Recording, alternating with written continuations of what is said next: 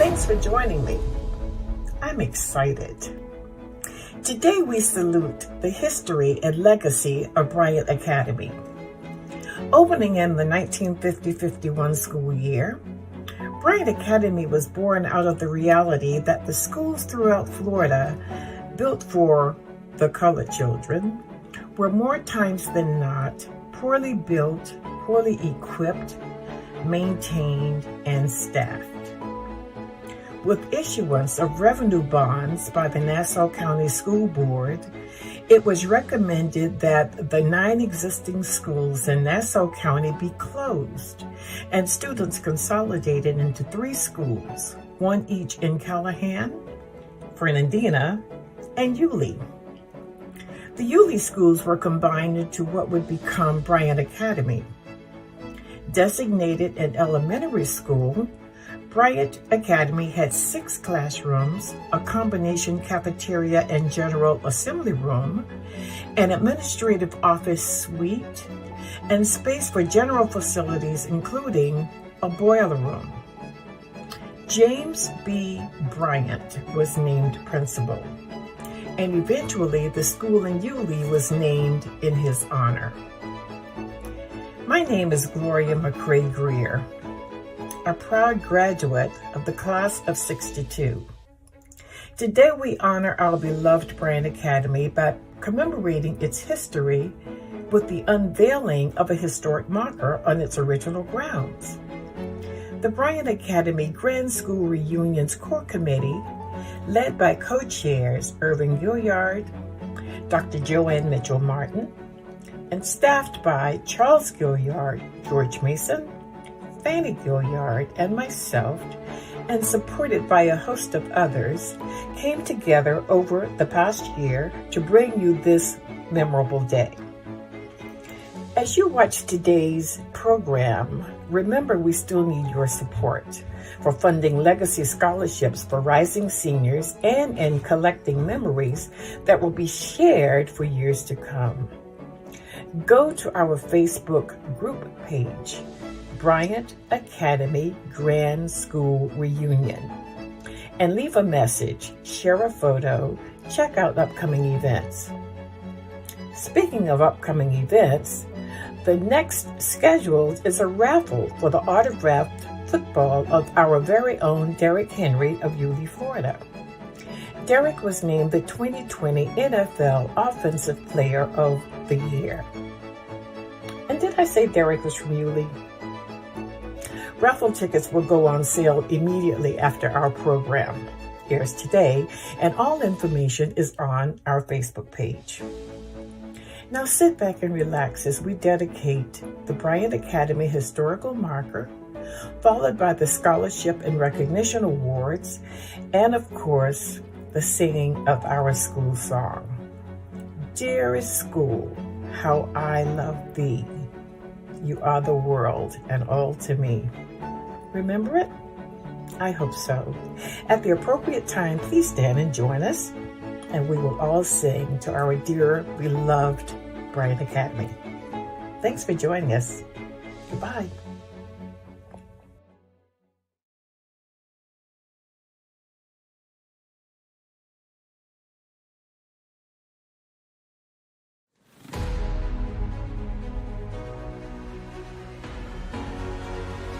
Hello, I'm Dr. Joanne Mitchell-Martin, founder, along with my late husband, Dr. Elmer Martin, of the National Great Blacks in Wax Museum in Baltimore, Maryland.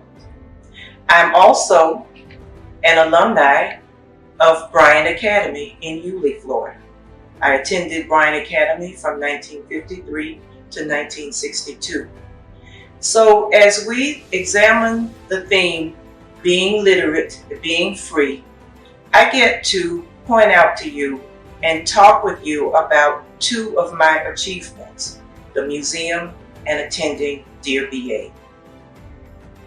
As I examine the theme, being literate, being free, we're going to talk about those people, those activists, those men and women of courage who fought for education, who understood that being literate, the ability to read, write, and gain information, meant freedom.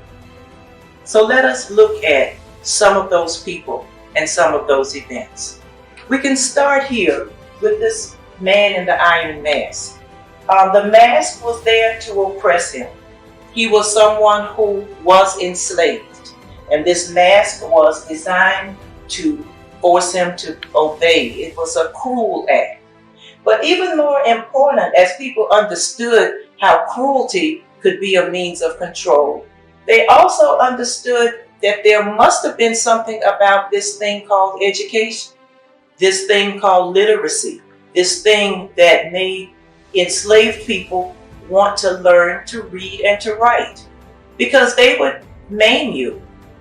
I tell the children who come to the museum and that I talk to that if someone was willing to cut off one of your fingers if you learn to read, and two of your fingers if you learn to read and write, there must have been something about education that they found frightening.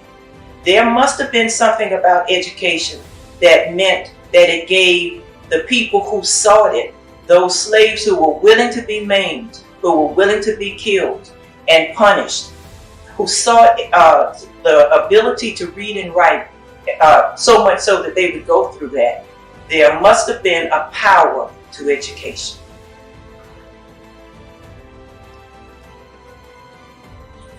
Frederick Douglass, the powerful orator, said that he felt and heard the trump of freedom by learning to read. That reading gave him the power, understanding what freedom meant. But he also knew that there was a danger in learning to read and to write. Frederick Douglass, as a little child growing up in Maryland, in Baltimore, would sneak in as his mistress, his white mistress, the woman who owned him, would be teaching her son to read and write, teaching him his lessons. And Frederick Douglass would try to hide himself away and listen and learn. And one day, his mistress said, "Frederick, come on in and learn with us. You don't have to stand there. Come in and learn what we're learning, what my son is learning." And so Frederick Douglass, from that moment on, would join the lessons as his mistress would teach her young child to read and to write. That was a dangerous thing. That was a criminal offense. That was a crime. His mistress could have been fined, possibly jailed, for teaching an enslaved person to read or to write. Frederick Douglass himself could have been jailed and probably killed by learning to read and write. If you knew how to read, if you knew how to write, you could write a pass for yourself and run away. You could pose as a free person with papers that free people had to carry with them. So there was indeed a danger in teaching an enslaved person to read and to write. But Frederick Douglass, feeling the trump of freedom, as he called it, through learning to read and to write, was willing to take and bear that danger. Sojourner Truth, next to him, was a person who was duped into believing that her slave master was Jesus. She was a very religious person, but she believed that her slave master was Jesus. When her slave master sold her son into slavery, sold him away from her, that was when she realized that Jesus would never have done that, and therefore he could not be Jesus. But then she became involved in what we would call a cult, and began to believe that the white cult master, cult leader, was Jesus. And when the federal government came in and were going to arrest the people in the cult, they pretty much pointed the finger of blame at Sojourner Truth. And so she understood that, again, Jesus would never have done such an evil act to her. And so she said that she wanted to learn to read and write because she wanted to be able to read the Bible. That was the reason that many Black people wanted to learn to read, to be able to read the Bible. She said, and then therefore she could learn the truth for herself. But she said if she did not learn to read and write, then she wanted the Bible to be read to her only by children, because children were pure of heart and would speak the truth. But they both understood that being literate meant being free. Hello everyone, this is the official unveiling of the Bryant Academy and James B. Bryant Historic Kamaka. As an alumni of Bryant Academy, this is indeed a great honor for me to take part in this ceremony. As Mr. Bryant is looking down, we want to thank him and the people that he's surrounding himself with for the foundation that they gave us. From the cafeteria staff, so that we had a hot lunch every day, Ms. Bessie Mitchell and Ms. Julia Alderman, our janitor, Mr. Robert Jones, some of our teachers during my time, Ms. Means Armstrong, Ms. Bridges, Ms. Van, Ms. Holliday, Ms. Carter, Mr. Owens, Mr. Dove, our coaches, Mr. Larkin, Mr. Jones, Mr. Thomas Blue. We all thank you again for the foundation that you gave us from which we built on. For whatever successes that we have or will have, we owe it all to the foundation we got at Bryant Academy. At this time, the official unveiling of our historic Kamaka, located here on the campus of Yulee Elementary School, formerly Bryant Academy.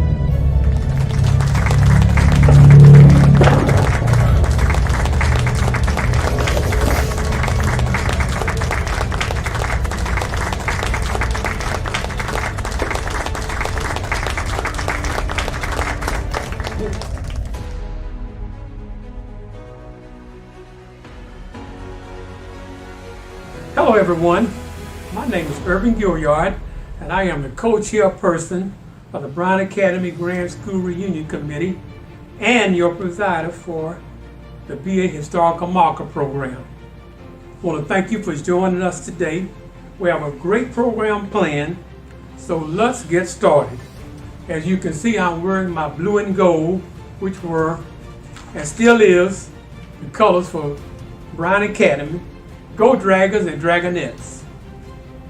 At this time, we'll have an opening prayer by Elder Emery Wingard, Associate Pastor of Solid Rock Church of God by Faith. Elder Wingard. Thank you, BA, for having me to come and participate in this marker ceremony. What a blessing. And I just thank God for allowing us all to just take part, whether as students or faculty or BA, or just for this marker ceremony. We thank God for you. We're going to go to the Lord in prayer at this time. Father, we thank you for all that you've done in our lives, and we thank you for this moment and for this occasion, dear God. The marker ceremony with BA, dear God. If it had not been for you, dear God, none of this would have happened. And we thank you, dear God, for just putting it in the heart of the founder, dear God, of Bryant Academy. And now it's yet remembered because of you, God, and we thank you for it. We pray, Father, that you would bless this service, dear God, this ceremony, dear God. Bless every participant, those that will follow, dear God. We ask your blessing, dear God. We pray, Father, that you would bless even the recipients, dear God, of scholarships that have been set aside, dear God. We ask your blessing in all things. Again, Father, we thank you and we acknowledge you, dear God, in all that you're doing. In Jesus' name we pray and give thanks. Amen and amen.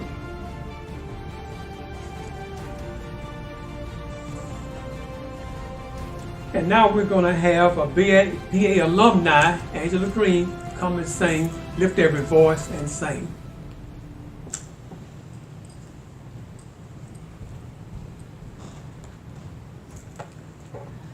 Lift every voice and sing till earth and heaven ring, ring with the heart.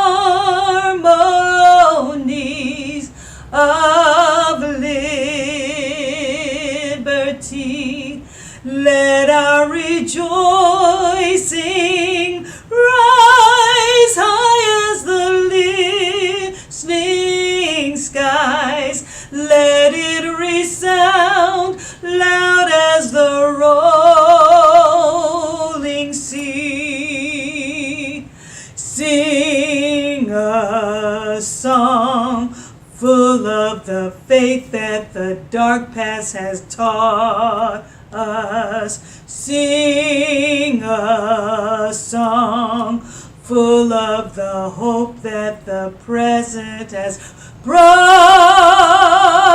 us. Facing the rising sun of our new day begun. Let us march on till victory is won. Stony the road we've trod, bitter the chastening rod, felt in the days when hope unborn had died, yet with a steady beat have not our weary feet come to the place for which our Father sighed. We have come over a way that with tears have been watered. We have come treading our path through the blood of the slaughtered.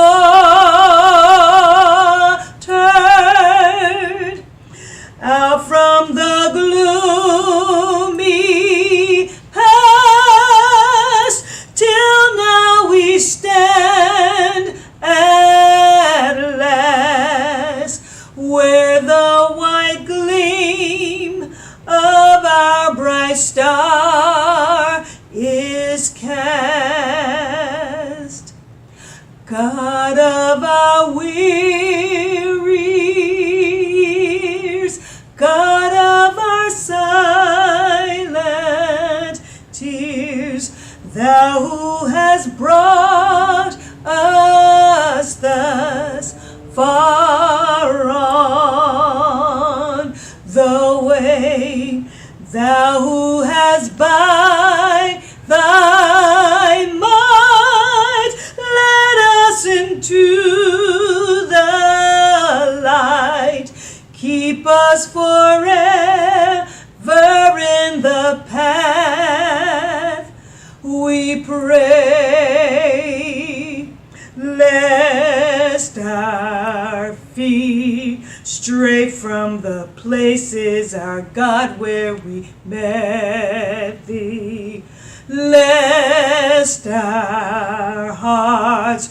drunk with the wine of the world, we forget Thee, shadowed beneath Thy hand, till may we forever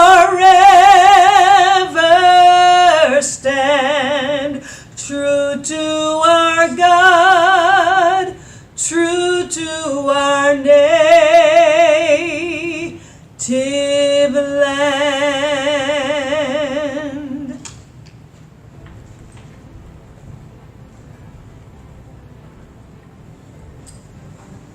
Right. Thank you, Elder Wingard, for that inspirational prayer that you did. And thank you, Angela, for our Negro National Anthem. And I reflect back on my Bryant Academy days. There were two songs that you were required to know. One was a Negro National Anthem, and the other one was our school song, which you will hear later. And also we prayed during those days. The next person on program was very instrumental in the marker becoming a reality. She's not a BA alumni, but she researched colored schools during segregation and found out about Bryant Academy. At a meeting, she asked if we were interested in getting a marker for Bryant Academy, and of course I said yes. At the time, she was the planning director for Nassau County. Presently, She is the principal planner for Miami-Dade. And she's a humble person, so she instructed me to be brief in introducing her. So I'm going to give you just a few of her accomplishments. She received her BA degree in history from the University of Virginia. She's a member of the Florida Trust for Historic Preservation. She's AICP certified and a member of the Florida Bar Association. I would like to introduce to you Miss Adrienne Burke. Hi everyone, I'm Adrienne Burke. I used to work with the planning department in Nassau County and in Fernandina Beach, and I'm very happy to be joining you virtually from Miami, where I live now. I work with Miami-Dade County, working partially in historic preservation and long-range planning, so I'm happy to continue my work with history down here in Miami. I'm very honored to be a part of the ceremony today. I do not have any particular remarks prepared. I just wanted to come on and speak from the heart and express my gratitude for being a part of this very special event. I thought maybe it'd be helpful to explain a little bit about my background and why I love history so much. So I come to you, I'm recording this on Martin Luther King Jr. Day. And as a child, I lived in Montgomery, Alabama, and was surrounded by these very significant historic sites associated with Dr. King, Dexter Avenue Baptist Church, bus boycott sites, and the National Civil Rights Memorial. It was really a part of my childhood. And I grew up loving history and went on in college to study civil rights history in the American South. I was very, very fortunate to have as my advisor Julian Bond, who worked with Dr. King. To be able to learn from someone who was there was something I can't put into words. It's really remarkable. So I've always loved history. Helping share untold stories is so important to understanding who we are, who our country is, knowing the truth. And I really consider it one of the biggest gifts of my time working in Nassau and Fernandina, to be able to work with the Peck alumni on getting their historic marker, the Pine Forest Community High School alumni on their Pine Forest marker, and now Bryant Academy and the Bryant Academy marker. I'm so honored to have been able to work with the alumni, and that you all trusted me to help be a steward of these really remarkable sites and places that tell the story of the history of Nassau County. I wish I could be there in person. I can't wait to come see it eventually. The other thing that I think is really special about this marker is that it also tells the story of James Bryant.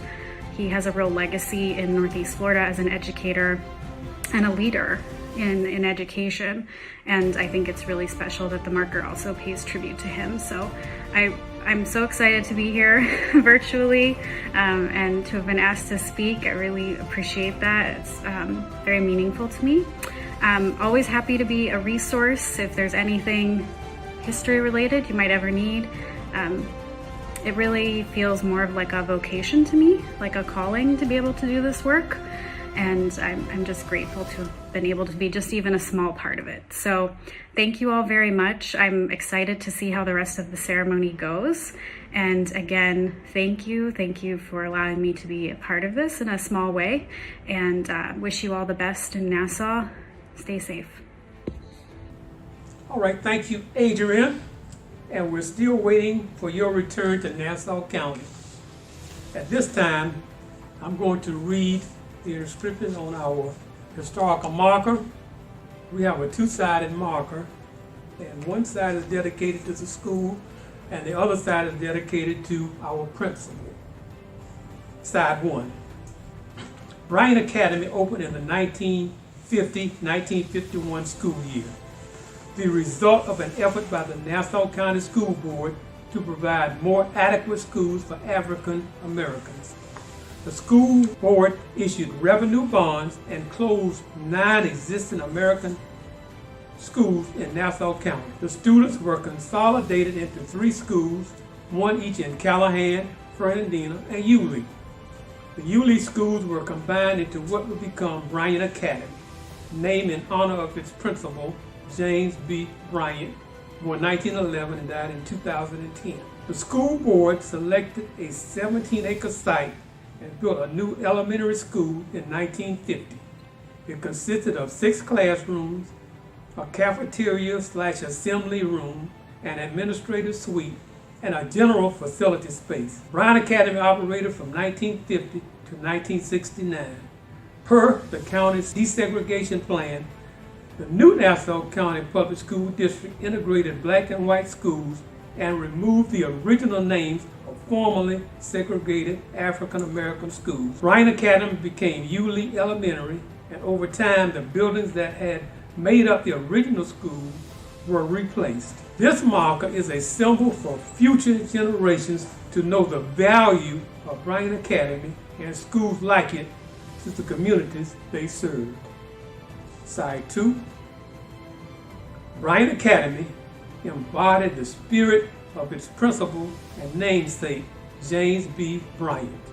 It symbolized his passion for education, for shaping the formative years of hundreds of young minds and instilling in them the value of never giving up until the job is done. Bryant drew support from parents, teachers, and alumni to provide his students with resources such as the only reading improvement machine for the blind in the county. The same self-help philosophy was manifested in Bryant's gathering of several boys from the school to assist him in pouring the concrete for the outdoor basketball court. Families and friends congregated there to cheer on the BA Dragons and Dragonettes. Through him, Bryant Academy became a community center where people could gather for operettas, the Miss and Little Miss BA pageants, and the commencement and graduation ceremonies.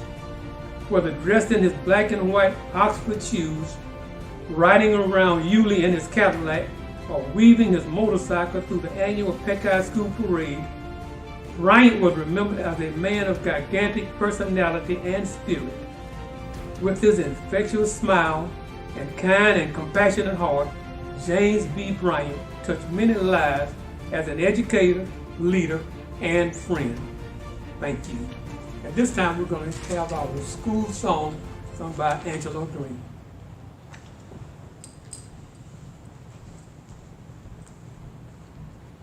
I am so proud and honored to be able to do this song, and I pray that I can do it justice. Dearest school, how I love thee. You are the world and all to me. Within these walls, the knowledge I found will guide me on to higher ground. Teachers and parents, students and all, your loving kindness I'll ever recall. Memories of you will ever be within my heart, a fond memory. Oh, BA school, how I love thee. I'll ever love and always recall the fine instructions, the courage and all.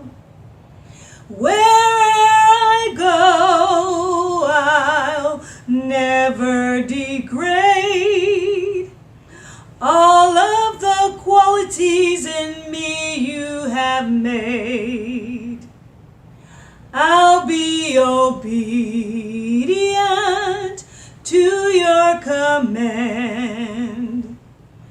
For in this world there's always demand. I'll ever cherish, oh, every day, all of the good have come my way. OBA school, how I love thee.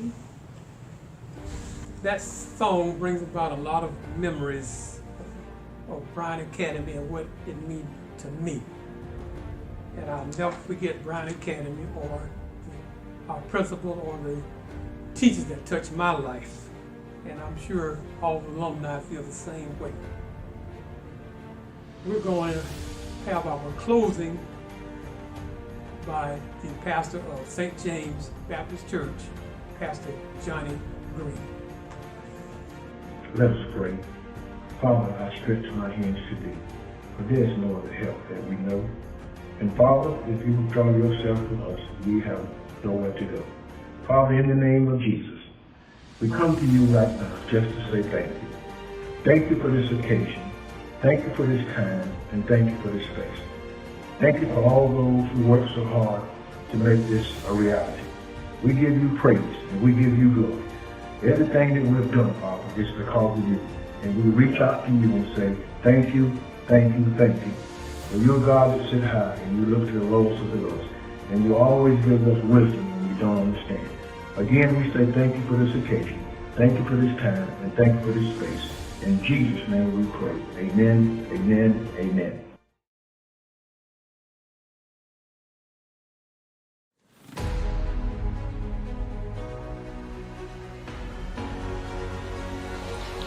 Thaddeus Stevens grew up in poverty. He grew up being bullied because he had a disability. And he knew what it was like to have to fight for food, have to starve and not be able to go to school. All of those things that were denied people who were victims of poverty and a lack of education. So Thaddeus Stevens fought to make his way into the world. He was able to go to college.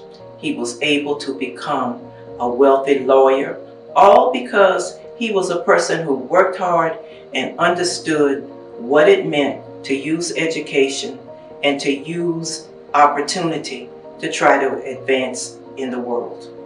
And so for that reason, Thaddeus Stevens became a person who fought against slavery, who felt that enslaving people was a system in which, and a condition in which white men of privilege were willing to take advantage of others in the same way that someone had attempted to take away his opportunities because he was poor. He spent much of his life, once he left the Philadelphia legislature, the Pennsylvania legislature, then he became a member of the House of Representatives, a congressman, a U.S. congressman. And his fight was against slavery. His fight was for free public education. It was through Thaddeus Stevens that people today are able to have free public education. Thaddeus Stevens understood that education was a way to have opportunity and a way to be free. He was joined in his battle by a U.S. Senator, Charles Sumner.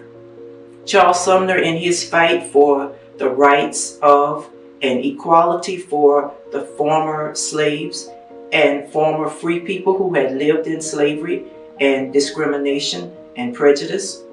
He fought for them to have equality in America. This angered the Southern white legislators and congressmen and senators so much that one of them took his cane and beat Charles Sumner so badly that Charles Sumner was unconscious, and it took him 3 years to overcome the wounds and the beating that he took on the floor of the U.S. Congress. The fact that he fought so hard for education for Black people, the education for formerly enslaved people, means that throughout this nation, even today, there are any number of schools, many of them once segregated all Black schools, that are named for Charles Sumner. We turn now to Mother Mary Elizabeth Lang as we learn about her efforts to educate little Black children. We will find out why she exemplifies and represents the idea that being literate means being free. Decades before slavery was abolished, a free woman immigrated to the U.S. and opened her home to educate children of color, laying the foundation for what would become the country's first Black Catholic school. Elizabeth Lang was born in a Haitian community in Santiago de Cuba circa 1794. By 1812, she and some of her family left Cuba and settled in Baltimore, Maryland. After a decade of living in the States, Lang saw that the children in her community had no access to education and no way to get ahead. She became involved in missionary work and opened her home to teach young girls. Public education was not yet available to any children, let alone the children of slaves. This became St. Francis School for Colored Girls, the country's first Black Catholic school. The next year, Elizabeth became a nun and took the name Mary, and with 3 other sisters, she founded the Oblate Sisters of Providence, the first religious order created and sustained by Afro women in the Americas. The Oblate Sisters' main mission was to teach, but over the years, they dedicated themselves to serving the community. They took in the sick and dying, sheltered widows and homeless women, and provided adult education and career training. To continue their missionary work, the sisters begged on the streets, made and sold altar cloths, and organized fairs. By the mid-20th century, Oblate Sisters were teaching in 16 states across the U.S. and in Cuba. Mother Mary Lang died in 1882, but her work continues. The school she founded still stands after 190 years, and 99% of its graduates attend college. As an immigrant, as a free woman in a slave state, and as a Catholic in a Protestant country, Mary Lang faced many odds, but none that could shake her faith. Because of her life's work, Mother Mary Lang may go down as the first Afro-American saint in Catholic history.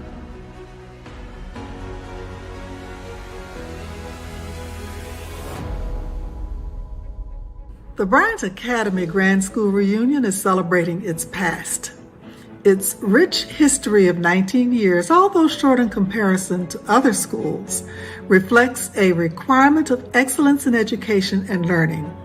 From 1950 to 1969, teachers were required to provide superlative instruction. They often taught from used textbooks in what was then a Jim Crow culture. However, Bryant Academy's teachers prepared their students to be competitive learners in high school and in college settings beyond Nassau County. Principal James B. Bryant's requirements for his students were simple. They were required to be on time, be prepared, behave, and be the best learners imaginable. The results of those 19 years of Bryant Academy's existence are reflected in Nassau County graduates who have impacted the excellence of colleges and universities, towns and cities across this nation and across the world. They left Nassau County, many of them with insufficient financial support. But regardless of that, the foundation that was established for them at Bryant Academy has taken them to points of excellence at home and abroad.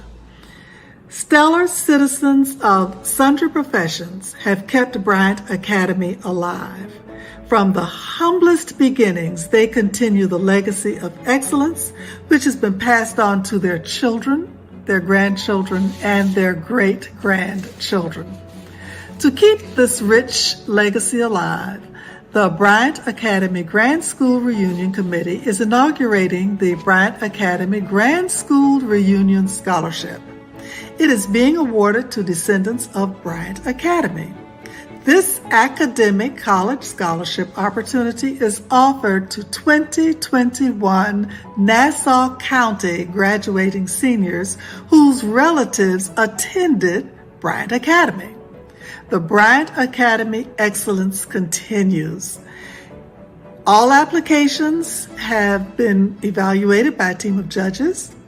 Only the legacy graduating seniors with the 3 highest scores are receiving a scholarship, $250, $500, or $1,500. The application process included completing the entire application, writing an essay, submitting the application package in the required time frame, and presenting their essay at the Bryant Academy Grad School Scholarship Interview. At this time, it is my pleasure to present the 2021 Bryant Academy College Scholarship recipients.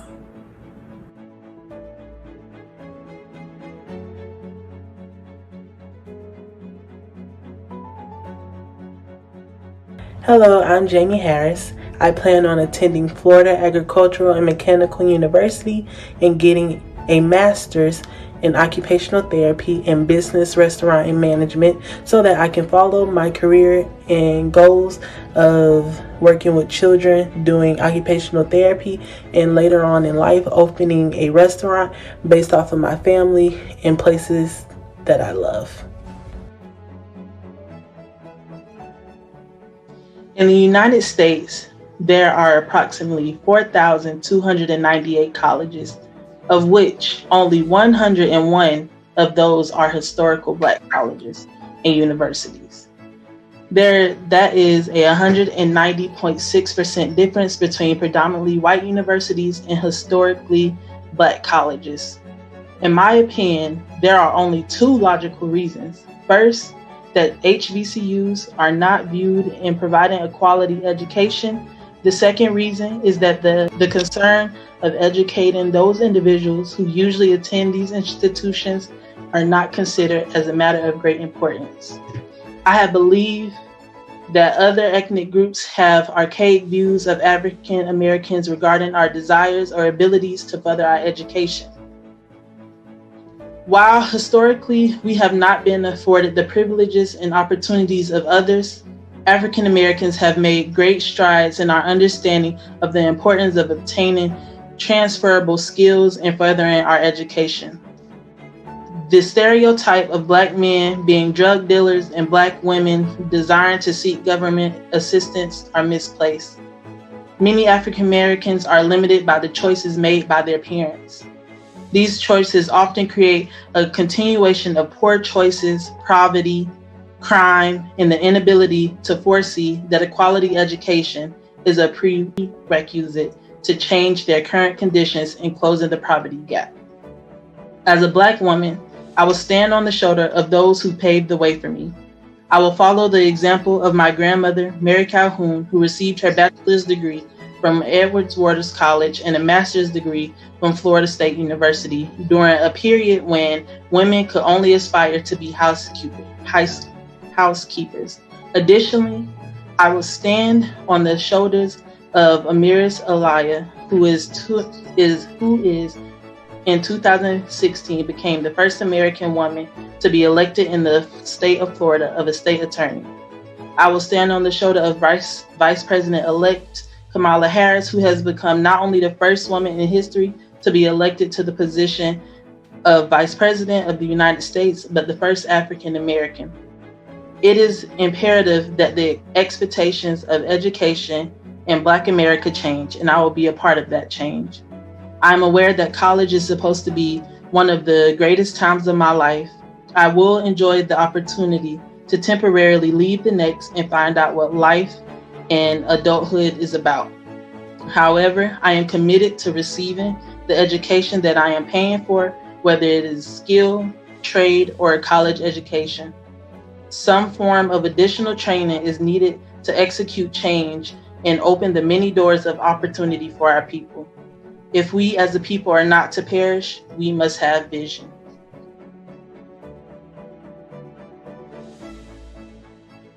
Congratulations, Jamie Ejaniah Harris. One of the criteria for receiving a Bryant Academy Grand Reunion Legacy Scholarship was to write an essay. In your essay, you wrote this: I believe that other ethnic groups have archaic views of African Americans regarding our desires and our abilities to further our education. While historically we have not been afforded the privileges and opportunities of others, African Americans have made great strides in understanding and the importance of obtaining transferable skills in furthering our education. As a Black woman, I stand on the shoulders of those who have paved the way for me. It gives me great honor to follow the example of my grandmother, Mary Calhoun. Jamie, it gives me great honor to formally present to you one of the inaugural Bryant Academy Grand Reunion Legacy Scholarship plaques. It reads, honoring Jamie Ejaniah Harris for your dedication to the Bryant Academy legacy with our thanks. Bryant Academy alumni and friends 2021. Congratulations. Thank you. It is a great honor to receive this plaque and this reward. And I would like to thank the Bryant Academy Grand Reunion alumni and friends. And I thank you guys so much for contributing to my education in a very important part of my life. Well done. Thank you very, very much, young lady. Thank you.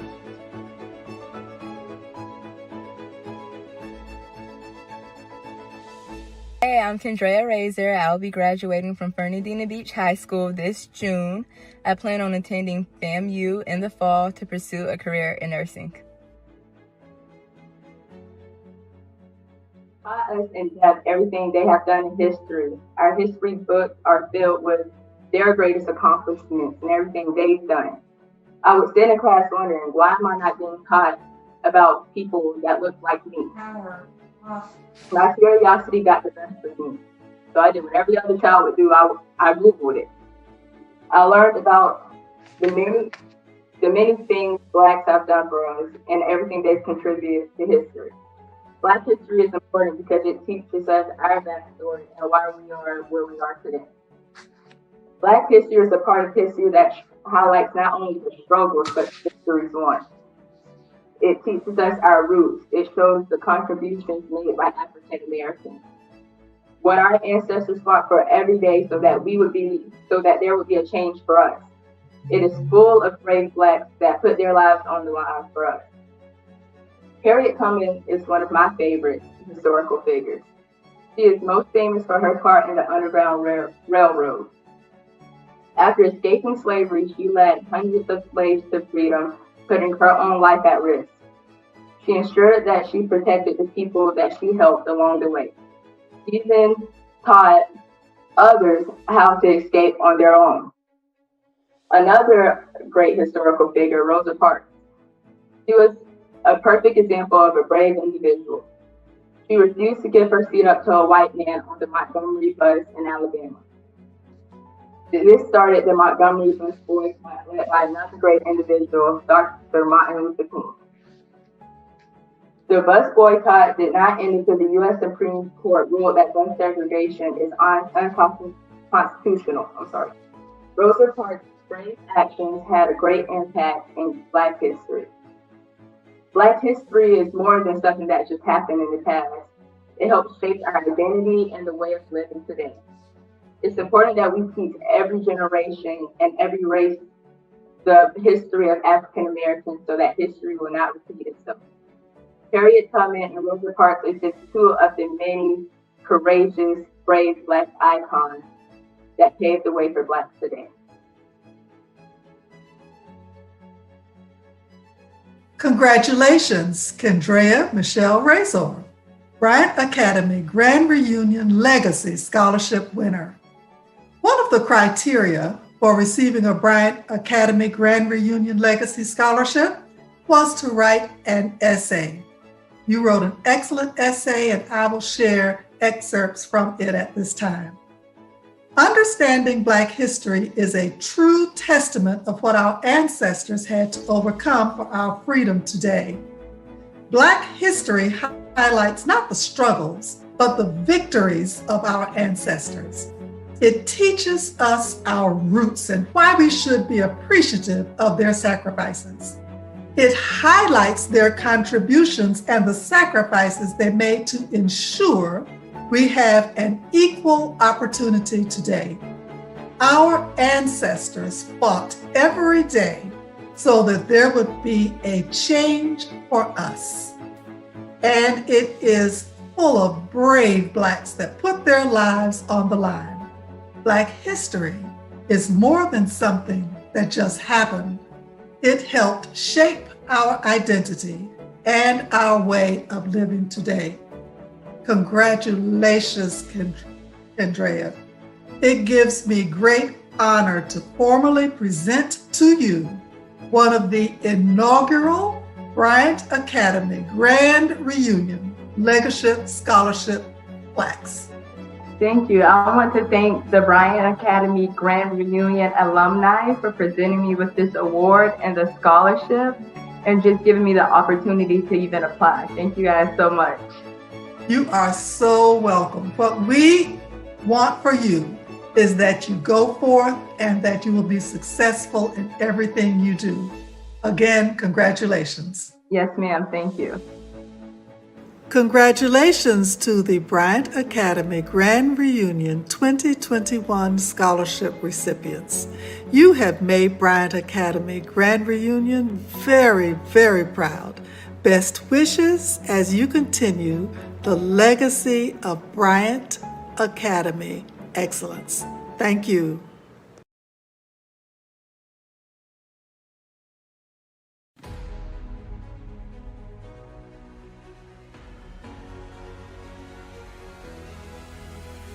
Not only were there people who believed in education to the point that they would become educators themselves, there were also people who understood the power of education so well that they were willing to build institutions for the purpose of educating others.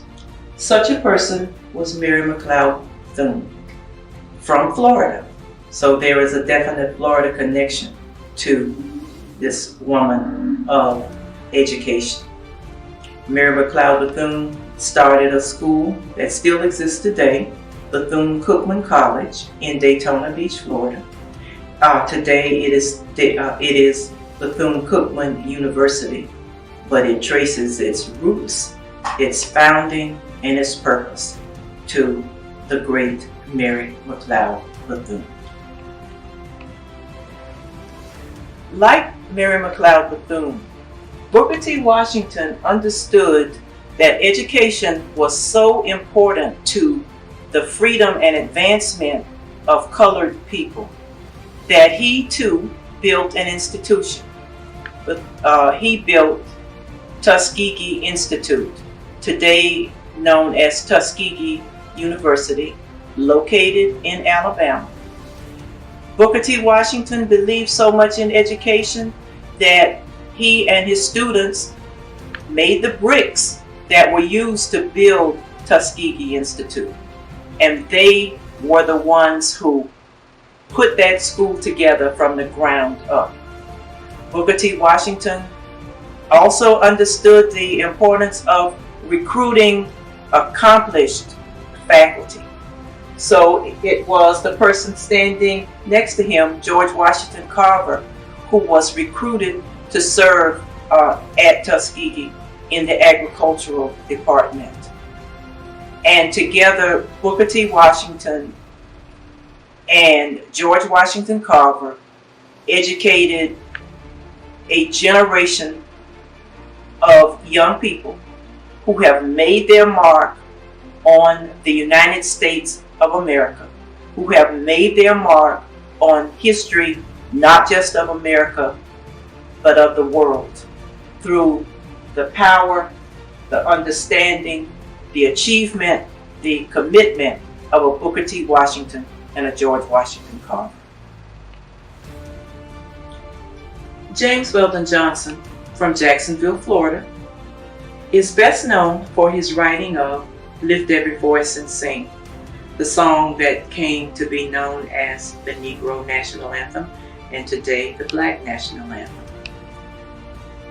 James Weldon Johnson, therefore, was a man who understood the power of words, the power of writing, the power of literature, the power of the spoken word, the power of written expression, and therefore the power of education to lift as we climb, to lift raising our voices, to lift fighting for freedom against oppression, freedom against, and a victory, he called it, over discrimination, over inequity, over injustice, and victory for what words and education and literacy and being literate can mean in making this world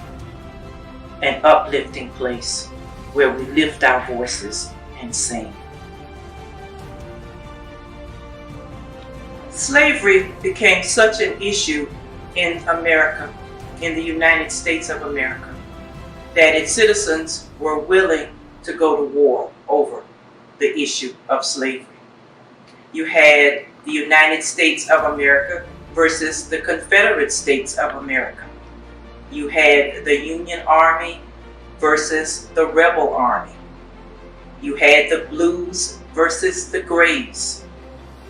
And you had black citizens or black people who were a part of the United States as slaves, who were a part of the United States as free people, who were not given the rights of citizenship or equality or any of those things that we fight for and feel we deserve.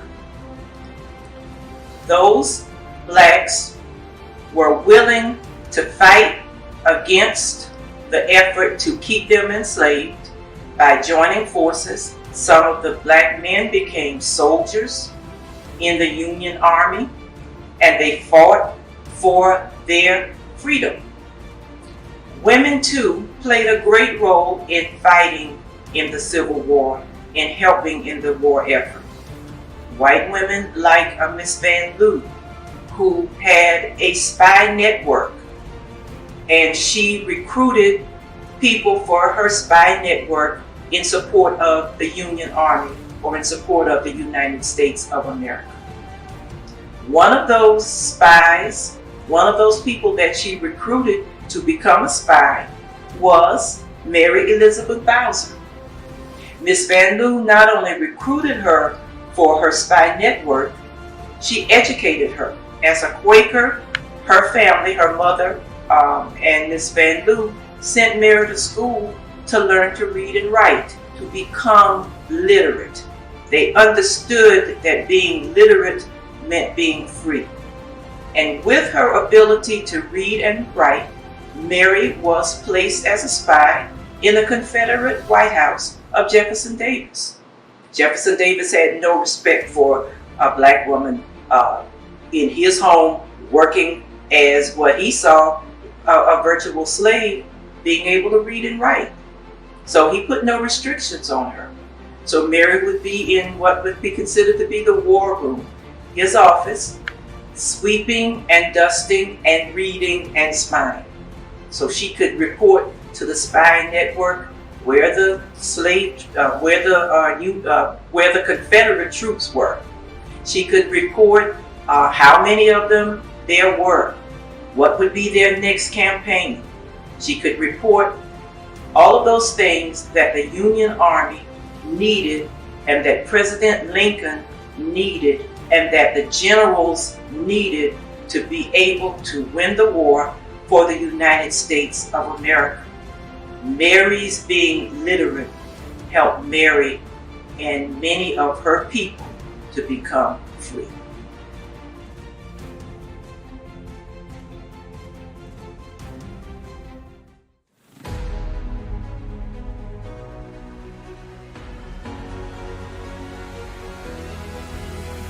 This is Sitting at the Feet of Wisdom panel, and we certainly hope you'll be enlightened by this panel and the information that we will share. We certainly thank you for being here, for sharing your time with us, and we are so glad to have you, not only Bryant Academy, but our guests as well. Today, we will hear from some of our elders. When we listen to our elders, when we sit at the feet of wisdom, we learn things. We learn about our history. We sort of see the skin pulled back off the onion and learn things. The only sad thing about this particular segment, and I enjoyed every moment of it and all the planning we put into making this possible. The one thing that I really am saddened by is the fact that we could not include everybody in this panel. That's the thing that saddens me the most. But rest assured that there will be a next time. There will be a next time. Okay. Brown versus Board of Education of Topeka, Kansas was a landmark 1954 Supreme Court case in which the justices ruled unanimously that racial segregation of children in public schools was unconstitutional. It signaled the end of legalized racial segregation, overruling the separate but equal principle set forth in 1896 in the Plessy versus Ferguson case. Before segregation in 1970 of the public schools in Florida, Bryant Academy had above standard education for its black students. And that's certainly thanks to our leadership, thanks to our principal, thanks to Mr. Bryant and his staff. I'm Charles Gilliard, aka Charlie Harvey. I'm proud to be an alumnus of the segregated Bryant Academy. I'm proud that Mr. James B. Bryant was the principal at Bryant Academy. That lives in my heart as a part of me having that experience at Bryant Academy with Mr. James B. Bryant, our principal. I'm proud that he told me to put my shirt tail in. He told me to take my hat off inside. He told me to open the door for the girls. And he told me not to walk on the grass. That's been almost 7 decades ago. And those Bryant Academy principles still live with me now. And I tell you, I have really gotten much favor from all around the world living those standards to this day. I'm proud to have had a brother like Mr. James B. Bryant for our principal, a brother with a brand new Pontiac car, a brother with a Harley Davidson motorcycle, a brother with black and white two-tone shoes, and slick, shiny black hair. Mr. Bryant was dap before we ever heard of dap. Today, our Sitting at the Feet of Wisdom panel will share with you how they succeeded despite segregation, despite racism, despite Jim Crow, inadequate schools, hand-me-down textbooks, and overcrowded classrooms. They're going to share with you how they were able to succeed it all with all those obstacles in front of them. And at a time when higher education was not all that accessible to our people at that time. Not at all. Today, we will sit at the feet of Bryant Academy's wisdom. And we certainly again thank our panelists, and we're going to be introducing our panelists to you right now. Thank you. Thank you for the opportunity to introduce our very distinguished panel. Maggie Wingard, retired domestic worker. George Gilliard, retired Chief Master Sergeant. Leo Green, retired power plant operator.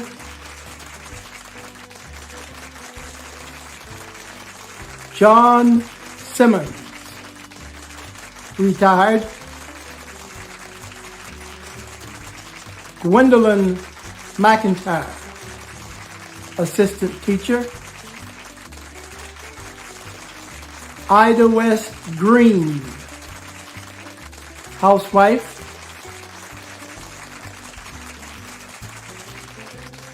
Joseph Melton, retired mill worker. And Thomas Blue, retired assistant principal.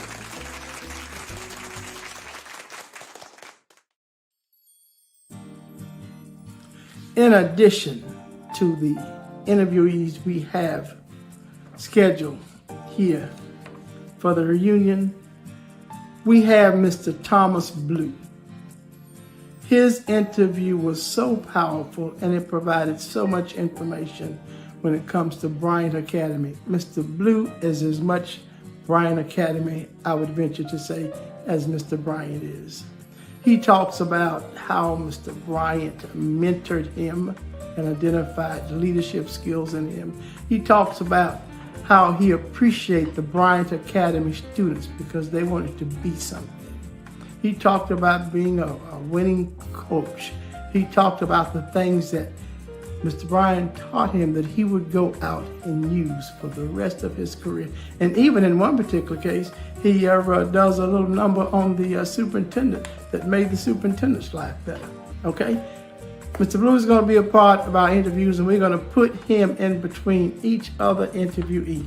So you're going to hear a lot about Mr. Bryant, but Mr. Blue. But remember, this whole thing is threaded through with Bryant Academy, everything that Mr. Blue has to say.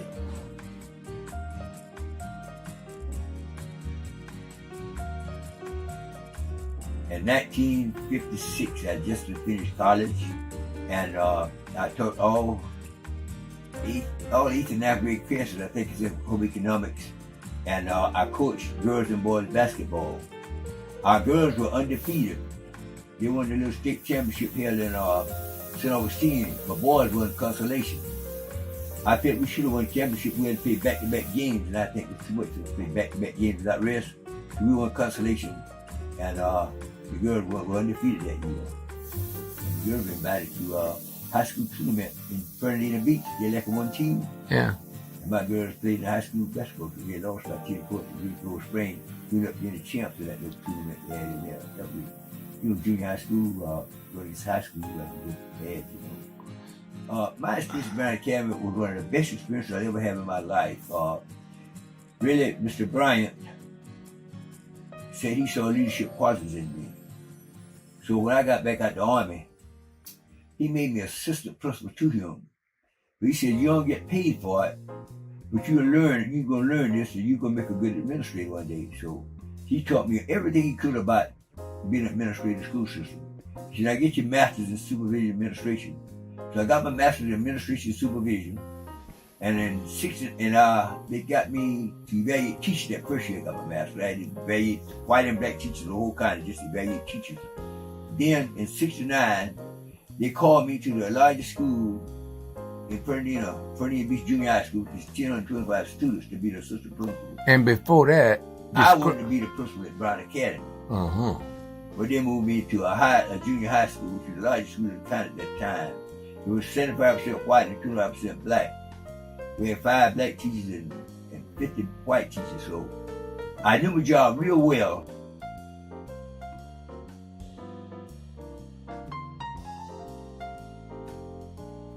And Mag, thank you so much for this opportunity to interview you. You just don't know how proud it makes me feel. And really, I'm inspired to do additional tapes of you just for family purposes, for family history. Tell us a little bit about, as far as living in Yulee, tell us a little bit about how has racism crossed your path since you've lived in Yulee? I think it was Walt's drugstore. Now that drugstore, when you walk in there, I don't hardly ever go in that store much. They just, man, they be ready to wait on you. Wait on you so you can get out. Right. And on the counter and tables he'd have on a reserve sign that they're reserved. That means you couldn't sit down in there. They wait on black folks. They'd be waiting. I think when you walk in the door, they'd be ready to wait on you. Wait on you so you can get out. As a little boy growing up, I remember that you carried Irvin and I to work with you one day. Oh boy, how excited we really were. Tell us a little bit about your work experience and tell us about, even times that you have purchased food from the restaurants, that kind of thing. What kind of experience was that? But I worked in the bag plant on Miss Hickam bottom in the kitchen. And she was real nice. I know all the people was real nice. They never had a problem with white folks. That's why when they integrated, I told them it didn't bother me. Integrating didn't bother me. Because I just had to get used to mingling up with them. Because see, there's so far you could go with them. The restaurants up there, they ready to eat. They wait on black people, but you had to go to the back door and give them your order. And you stand up there till they get your order, and they come and give it to you. I mean, they'd wait on you, but they'd go to the back door. You couldn't go in there front. I'm told that your father, Granddaddy Nat, and his friends would from time to time visit the Palace Saloon. Do you know anything about that? The Palace, Daddy, Mr. Joe, Mr. George, and Ed McCray, they used to rate the container. And when they get paid off, they go to the Palace, but they had a place out in the back for them, a table and all. That's where they'd have to sit around up to that table, and they wait on them through the back door. They couldn't go in there front.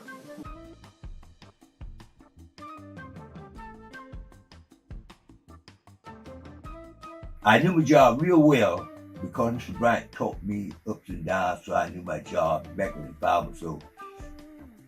It wasn't a hardship for me. At Bryant Academy, I was there from 1956 to 57, and then I was called on me 2 years. I got back in 59, from 59 to 69. 59 to 69, I was at Bryant Academy. And while at Bryant Academy, I think that the students were some of the best oriented students I've ever taught in my life. They were courteous, they were nice, they were smart, they tried to achieve, they were honest. If they even found a nickel on the ground, they'd carry it to the office. And if nobody claimed it at the time, they'd get that money back. Paper, they saw paper on the ground, they'd pick it up. They called our school Mr. Clean.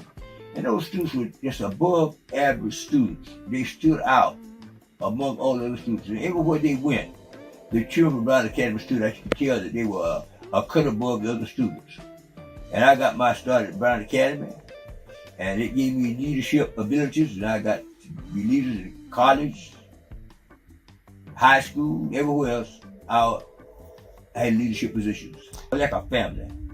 It was like a family. They were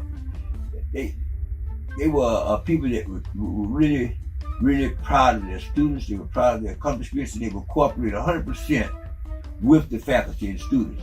And all, and it was a pleasure to work at Bryant Academy because we had 100% cooperation with the parents. So it was a good setting to work in, a good setting for anybody to be in for advancement. I think just about everybody from Bryant Academy, the students, I think they advanced more than any of the students from anywhere I've ever taught school. They would just see that they orientated to, they just stood out above all other students. You could tell Bryant Academy students. People talk about it, say, Bryant Academy just, I don't know what it is. These students were just above average students and everything. They were in sports, they were above average in sports and academics and everything else. Most every student that went there to Bryant Academy went to high school in Fernandina, they were slow children, valedictorian, or they excelled in athletics and academics at Fernandina in Peck High School. Every time I go by Fernandina, going to Fernandina, I was hoping and wishing they had been to a high school because it was just like a family. It was a family affair. When you go by there, you knew you were going by people who just, I don't know, with somebody. All Bryant Academy used to want to aspire to be something in life. Seemed like you were just a cut above.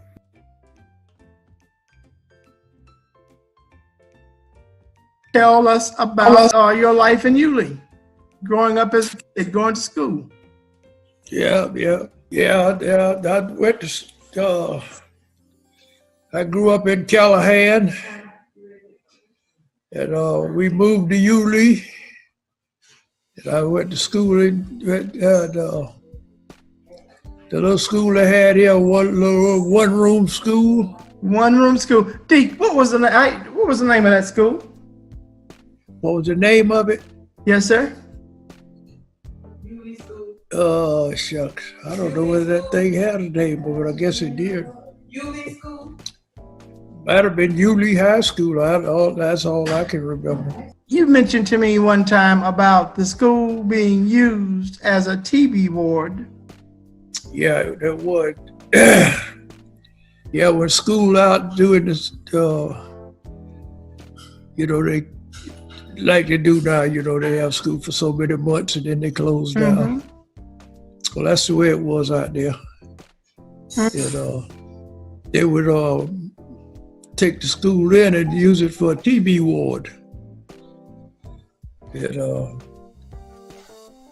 but none of us never had the TB, so we never had to go to be placed in the ward out there. It was just a little elementary school. They went to a certain grade, and then you had to leave there and go to Fernandina. And all us black children had to get our ride over there because they had no bus to haul us. So for us to get to Fernandina, we just had to, our parents had to see that we get there, we see it ourselves get there. You have been a very successful man according to anybody's standard. How long did you go to school? How long did I go to school? Yes, sir. I went to the 11th grade. But my dad wasn't treating my mama like I liked it. Right. So I got in the 11th grade. I just dropped out. I told my mama I was going to drop out and take care of her. She tried to get me to go on, but I said no. I just can't go on and he treating y'all like he treating you. I used to work the radio with school out. Right. I'd go to radio and they'd put me to work. But the government or somebody, you had to be a certain age. Right. To work doing school terms. You couldn't work for radio when school opened up. You had to leave there. They couldn't hire you. When you came out of the service, they hired you back. Well, yes. So that job, when I went into service and came out, they already had a certain length of the time that once you was discharged, you could come back to radio and they would hire you right back on your same job you left from. Wow. That was not a bad deal. That was not a bad deal, was it? No, it wasn't. That was very good. That helped a lot of people. But I mentioned earlier that you have been a very successful man according to anybody's standards. You have been a nightclub owner. You have been a convenience store owner. You have been a contractor. You went up the ranks at Rainier. You worked in the powerhouse. I think, you a power operator, there in the powerhouse at Rainier? Yeah, I was one of the operators. One of the operators? Well, you have done very well for yourself and for your family and for the community at large, because as you prospered, you carried the community right along with you. You always had to help people. I've benefited from your help and wise counsel. Tell me, what is the driving factor in your life that made you do all those things? What was the driving factor? Well, I saw so many of my people, without this, I needed this done on their house or something like that. If they had money, I'd do it. If they didn't have no money, I'd still do it. that I built that house for him, and several more houses I built around all the way up into Sand Hill. I built some houses up in Sand Hill. Wow. So you built the store as well? Yeah, I built the little store and taking care of the people. My children, they was young. I got where I couldn't leave my children. I didn't want to leave them by themselves because it's Right. really no place of business. So then I took and sold my license. Cause see, I had a bill license, too. Okay, Deke, I've got one more question for you, and that question is, what advice would you offer to African American boys and girls to make their lives better, to make the world a better place for them to live? A lot of boys and girls got a trade. They know how to do things. They got to have somebody to encourage them. Encourage. Up to doing it, And if you get them courage up to do it, and in them days, you didn't look for a whole lot of money because you did something, you know what I mean? Let me just say one thing to you that I learned at Bryant Academy. Never doubt a student. I had a spelling bee. We won the spelling bee at Bryant Academy. And we had to go compete in the county. We had 3 students. We had 2 students in the back. Laura McCrae and this other girl, oh gosh, I can't think. Laura McCrae and this other girl. Anyway, they were my top spellers. And this little girl, the Jenkins girl, said, Mr. Blue, I want to be in the spelling bee, Mr. Blue. I said, listen, those 2 girls in the back, 100 a week, we make 100 every time. And you don't make 100 in spelling, so it'd be hard for you to get in that spelling bee. She said, I want to try it, Mr. Blue. I said, okay. So I carried in the back where Laura and this other girl were. I said, would you please make sure to be in the spelling bee? Would you help out? They said, yeah, Mr. Blue. So when we got ready to go to the spelling bee in Callahan, I had just been in my new house. I got there early, so I came to see my new house and said it wasn't completed at all. I was trying to kill time. I didn't want to get there too early. I was very nervous. So I got up to the spelling bee about 30 minutes ahead of time and they checked in and everything. And during that time I was smoking. Boy, I smoked a pack of cigarettes. I was just nervous. I was nervous from a girl. I had 3 girls in that spelling bee. So when I looked in there, the stage was full. I looked, it was 5 or 6. My 3 girls were still up there. Got to 5. My girls were up there. After a while, one of my girls dropped out. That left 2 in there. That was 3 girls up there from Bryant Academy. And 2 girls from Bryant Academy and 1 girl from somewhere else. Anyway, ended up, the last girl standing was Marie Jenkins. She won the spelling bee. She never missed a word. She never got excited. She was just calm as a cucumber.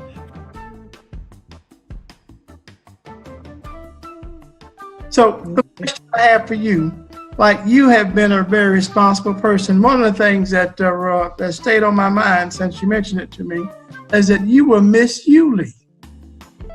Yeah. Tell me about that experience, would you please? I was surprised, that I was elected Miss Yulee. That's way back. That was for Bryant Academy, because I think Gwen. One of them, I thought she was Bryant Academy, but I don't know which one she was. But I was Miss Yulee because it wasn't that was the school we were going to. Right. We were going to the little Yulee school back up in the woods back there. Back up in the quarters. So they came up with this, this. I don't know who initiated it. I remember Mr. Coward was our principal over there at that time.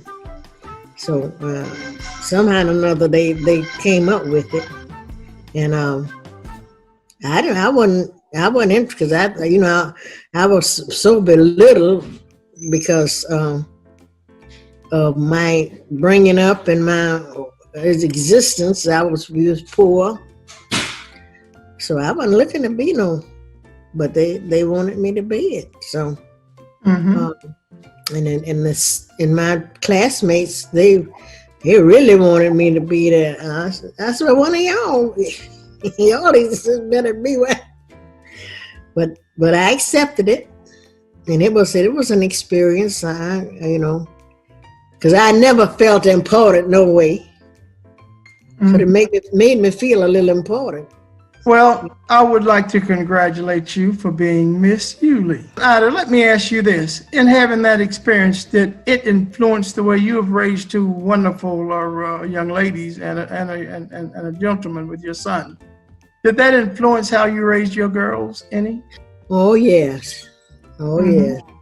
And I tried to instill in them, because of my upbringing, I never felt, worthy.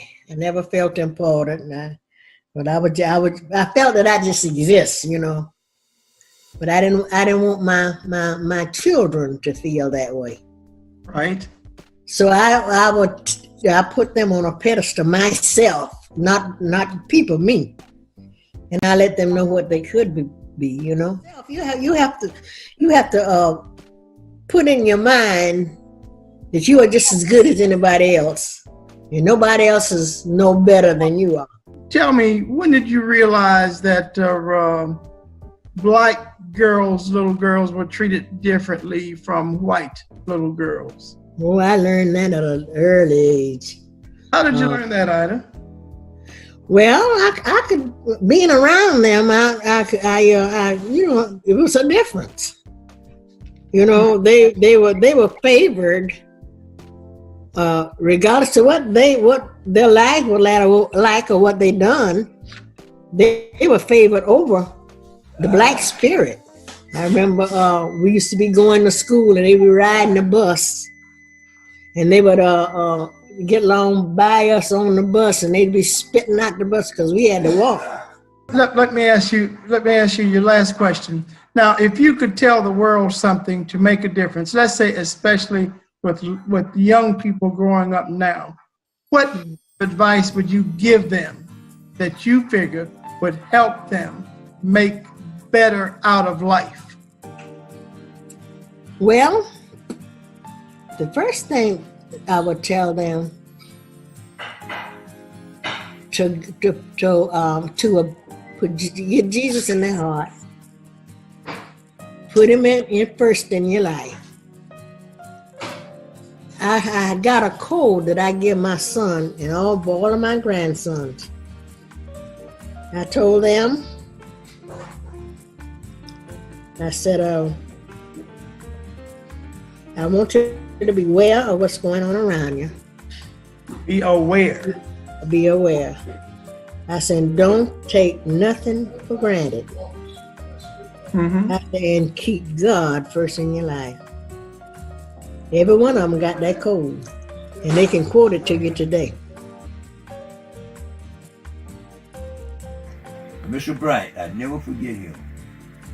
He said, Mr. Blue, I see leadership qualities in you. Get your master's degree. One day you're going to be principal at this school. Go get your master's degree, and I did. And I wanted to be principal at Bryant Academy so bad. But when instead of me sitting there, they sent me to Fernandina Beach Junior High School. There's a sister over there, and I didn't chance to be principal at Bryant Academy. I always wanted to be the principal at Bryant Academy, but that's one thing I didn't ever get. At the school, can I tell you this? I'm ashamed to say it, Mr. Bryant had me cocky. I knew my job. I knew finance, I knew books, I knew transportation, I knew all that stuff. He taught me well. So when I got to Fernandina Beach Junior High School, they thought they gave me the roughest thing in the book. They gave me the average daily attendance. They did. That was the hardest thing that you would do in a school system with the average daily attendance. That's put everything together. It's got to come out perfect. They gave me that, transportation, they gave me textbooks, custodians, all that kind of stuff. They put that on me. But guess what? I did it with a smile because I was taught well from Bryant Academy, so Bryant taught me well. So from his point on, it really helped me to move up. I ended up being the president of the National County Teachers Association. I was ended up being I got a chance to be a supervisor at Florida Junior College for 24 years. I was offered a principalship in Hilliard, Florida, but I would take Hilliard school. I didn't want that one. So the opportunity was there for me. And always I give that back to Bryant Academy, Mr. Bryant, and all how he taught me how to deal with the upper brass and so forth. He taught me how to deal with the superintendent and all that. The superintendents were rough at that time. The superintendent was Blankenship. And I never forget, the first faculty meeting we had was all, the state said all schools have to meet at the same time. And so we all met at Pine Forest School. All the teachers, white and black, met at the same school. The principal at the superintendent at that time, Blankenship, said, hey, he said, we all met here today. I want to introduce my staff to you. And the principal introduced them. So here's what got happened. When he got ready to introduce his faculty, his staff, his superintendent staff, everybody was Mr. Jones, Mr. Jim, Mr. that, and that. They got Miss Holliday, Frances Holliday. She was the reading supervisor. All of Miss Libby, all of them Mears. Got Miss Holliday. Frances is our reading teacher.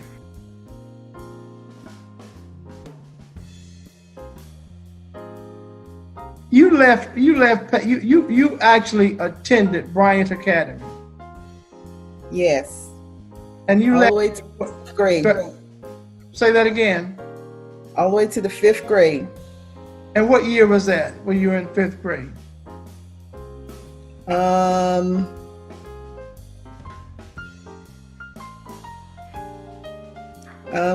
68, 69. 68, 69? Something like that. So the school, you left a black school and went to an integrated school where there were blacks and whites and others. How was that experience? What did you experience?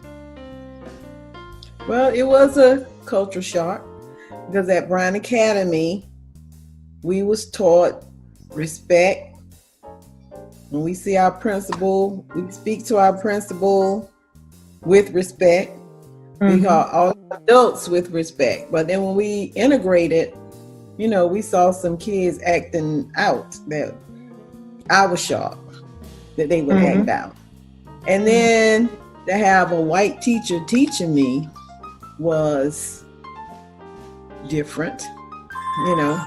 How was that different, having a white teacher as opposed to the black teachers you'd been accustomed to for what, 5 or 6 years in school? Well, because I grew up with black folks all around telling me what's best for me. When when we got integrated, I'm like, I don't know if these people have. Right now, and having that concern, did you have any problems with the lessons that they gave? Were they as easy to do or similar to in terms of your work? Or were they similar to what the black teachers had given you earlier? Yes, I don't ever remember feeling like I was behind the 8 ball, that they was more advanced than I was. Now, how did you interact with the students themselves? Did you have those relationships that you had with black students back at Bryant Academy? Like friends? Well, you have white friends? Not really. Not when we first integrated. It was a lot of tension, a lot of fights. A lot of fights in the bathroom.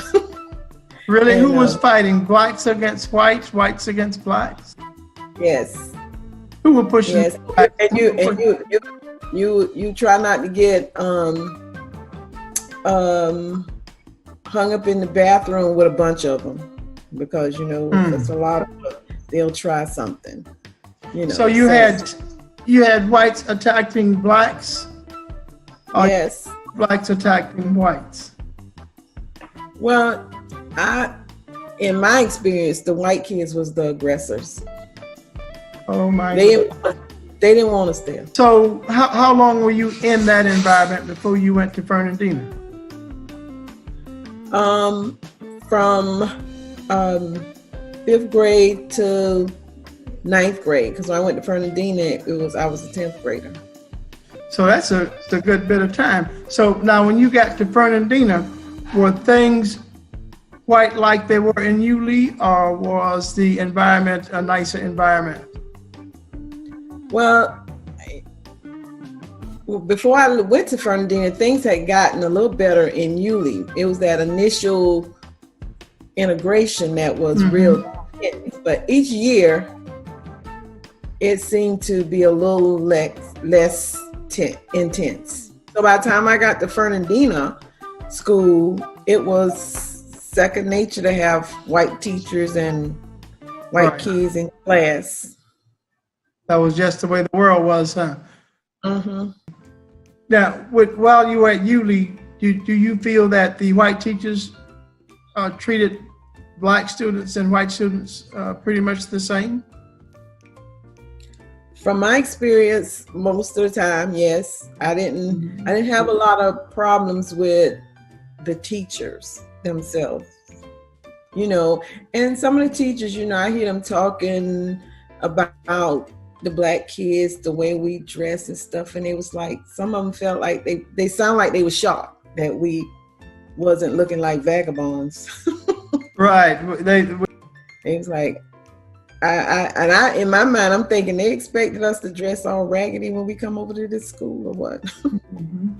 That I think that the integration was necessary. We needed to come together, and it taught us another culture firsthand than another culture firsthand.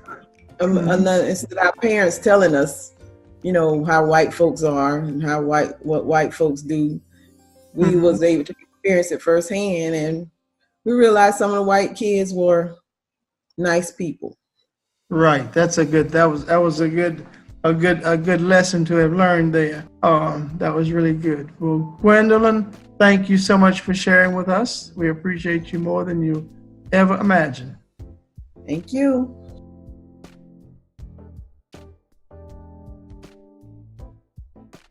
Principal is going to introduce all of their staff.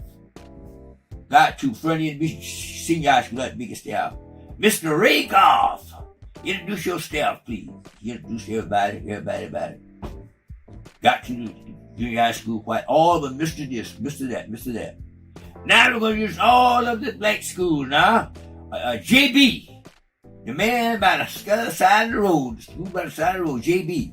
Introduce your faculty, staff. Got to Fernandina Peck High School, that time, Mr. Hicks. WD, introduce your staff. Got to Pine Forest. It was RT answer. RT, introduce your staff. Everybody RT like that, but all the white was Mr. Mirrors that. So the principal said, Mr. Blue, you president of the National Carolina Teachers Association. What are you going to do about that? We want to go with you. I said, no, I can handle this by myself. I can handle it. I'm the president. I can handle it. So I was going to do it wrong. I was going to call all the black teachers together and call him in and tell him what he did wrong. But Mr. Bryant said, no, don't do that. That'd be too much friction. What you do, call the secretary and get an appointment with him to meet in his office. Now, before you tell him what he did wrong, always build a man up before you take him down. Always build him up, tell the good things he's done. Then tell him what he didn't do right. He changed my mind. I was going to really do it the wrong way. So I did what he said. I built him up high. I told him all the good things he said. I said, however, I said, Mr. Superintendent, I'm a coach at Bryant Academy. I think I'm the best coach in the world. I don't want to be called a black coach. I want to be called a coach. I don't be called blue. I'll be called just like the other coaches are called. Mr. Blankenship, you got a good program, boy. I said, but one thing you got to make your program better. He said, what's that? I said, well, when you introduce all of your faculty white, you can Mr. Mears. But when it came to the black, it was John or Jim or Mary or Baby. You call nobody Mr. Mears and all Mary or John or Jim. I said, everybody felt kind of bad about that because it felt like we were on a little totem pole.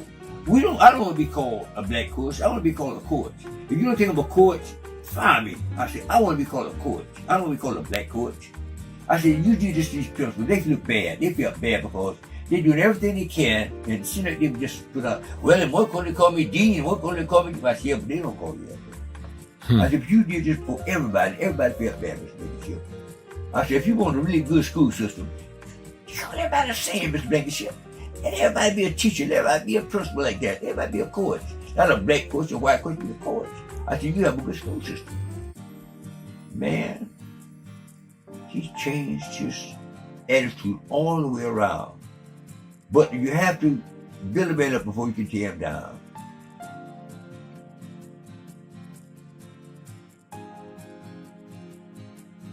Brother Simmons, it is extreme an honor and a pleasure to have you to be one of our panelists and share your story.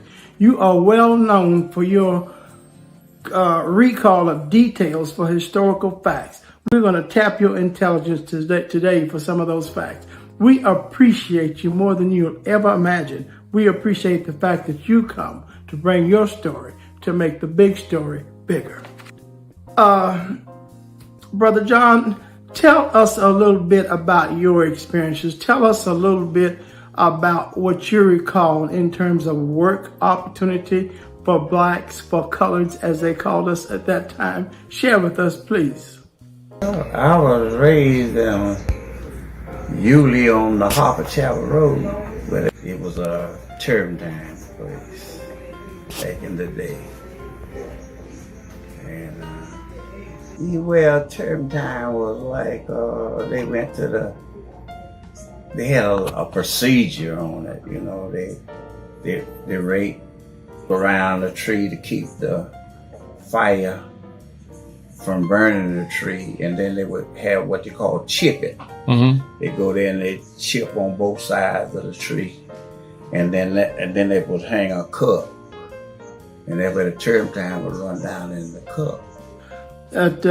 We know that in the 30s, Uncle John, that the pulp mill started up about the 30s, and we know that coming up on that time, before that, prior to that, blacks were working the turpentine woods, if you will.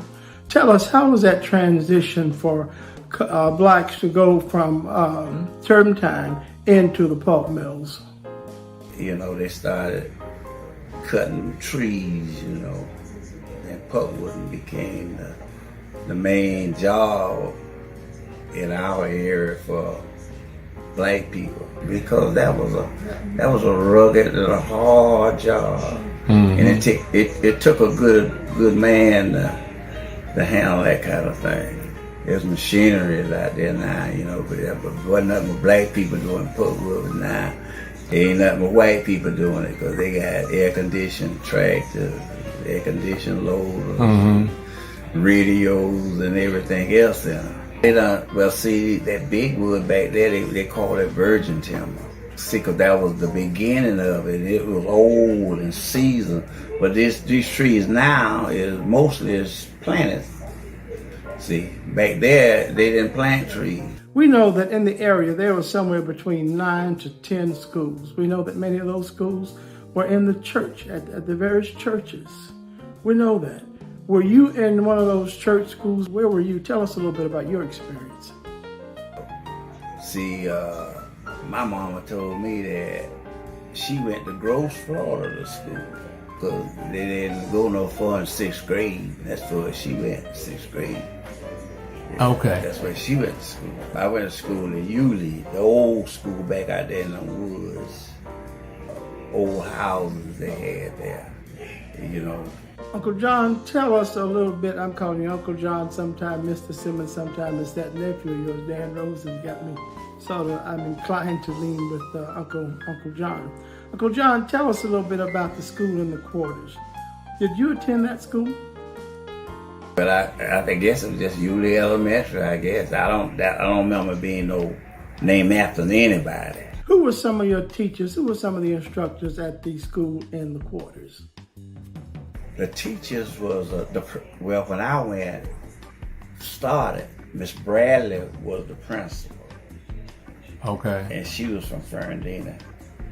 And Miss Ashley, she was my first teacher. She was from Fernandina.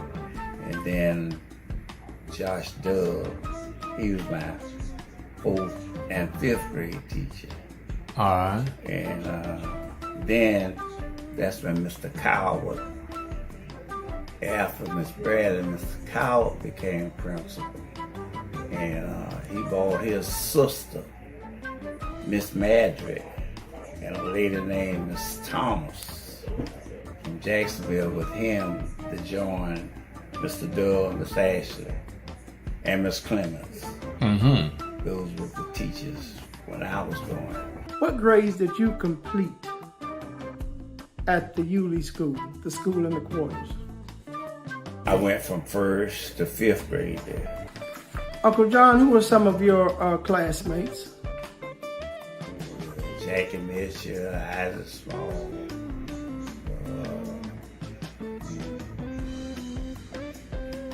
Those was the boys. Oh. Early Glover, Robert Glover. I'm trying to think of some. Oh yeah, Maxine Jacob. She was in my class. And Daisy Timmons, Ruby Terry. All those were some of my classes. Okay. What grade were you in when you went to Bryant Academy? How was the transition, and who was the driving force behind getting Bryant Academy started? And then I went to Bryant Academy. I was in the 6th grade. They was trying to get a school at Yulee, because the old school went to 7th grade, I think it was 7th. And after then, you didn't have a way to go to no more schools. And then students was, then I grew the building. Because so many students. So they had to get a new school or a new building. So they went around and all of them petitioned. Okay. And finally, they got a school. Some of the people in the community, Robin Secretary had and some of the parents that live in Yulee too. I don't. The cow could have been that principal at Yulee, but the superintendent wanted him to live in Yulee, and he lived it in Jacksonville, and he had just bought him a house, and he said that he couldn't live in Yulee, and he just bought a house, but he was already driving from Jacksonville to Yulee at the old school. Right. So he just gave it up. And then Mr. Bryant, they hired him to be the principal. And I'm saying what I know. I heard them talk and say that Bryant Academy should have been the name of the school, but Bryant was a good man. But a lot of people wanted that school to be named Coward. Oh, really? Yeah, they wanted it to be named after Mr. Coward because Mr. Coward was a good man. Uncle John, Mr. Simmons, we thank you so much for taking the time out to share with us. Again, your story has made the big story bigger and better, all because of you. But before we let you go, let me ask you one last thing, if you don't mind. I'd like you to tell us a little bit about, tell us a little bit about Yulee's little dirty secret with regards to the Skull Pond. Well, that's where they killed the black and lynched them. Uncle John, thank you so much. Thank you over and over and over again. We're going to have this discussion. We're going to expand on this a little bit. And maybe next time we'll have our resident historians, Dr. Joanne Martin and Mr. William Jefferson. Again, it has been real. Agape, Uncle John.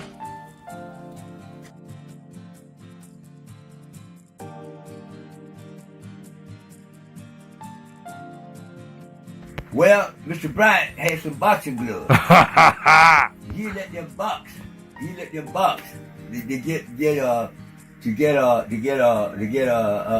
sell that. But I tell you, I stopped it for one reason. One day the boys were boxing, and one boy knocked the shoes out. And that was it. I stopped that boxing from that time on. And then sometimes it would be an overmatch, you know what I mean? Just because you fight sometimes, the guys, larger than the other, so I stopped that boxing. Yeah, 'cause you used to have all of us put them boxing gloves on sometimes. Yeah, I remember. Big old gloves. But I never did do it. I think I had to do it one time. And you used to get so mad, and you said, come here. And you put them gloves on us. You know that little cap, you tap that head on your butt, try to hit. Get out of here, boy. Damn. Brother Melton, it is with great pleasure that we have the honor to have a little chat to talk with you today. We appreciate that so much. Brother Melton, what do you remember? What do you remember about life prior to attending school? Back from 3 years old, I can remember many days I spent with my grandparents as I was growing up a small boy. And I remember back when I was about 3 years old and 40, when my great-grandfather passed away. And I spent a lot of time, just being around my grandparents. I always loved to be around them as I was growing up. And late in the evening, my dad would come over and get me. And he'd bring me back, always have me up on his shoulder, bringing me back home late at night, coming out those still quarters over at Leslie. You mentioned the still quarters. Now we know that we had the still quarters in Yulee, and that's where the school for black kids. There was one school there for black kids in Yulee, and the still quarters there. We know that. Now you mentioned the still quarters in Leslie. Tell us what school did you attend?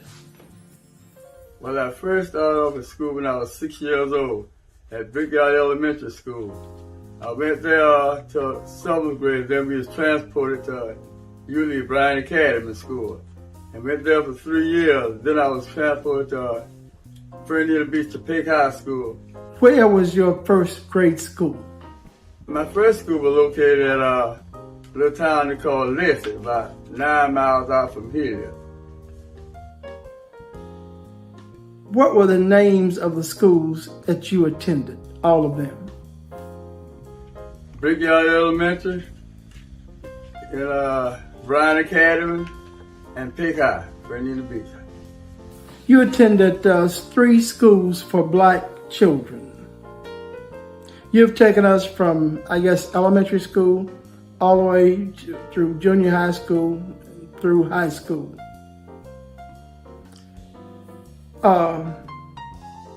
Have you worked at any particular job that you liked more than the others? What job was that?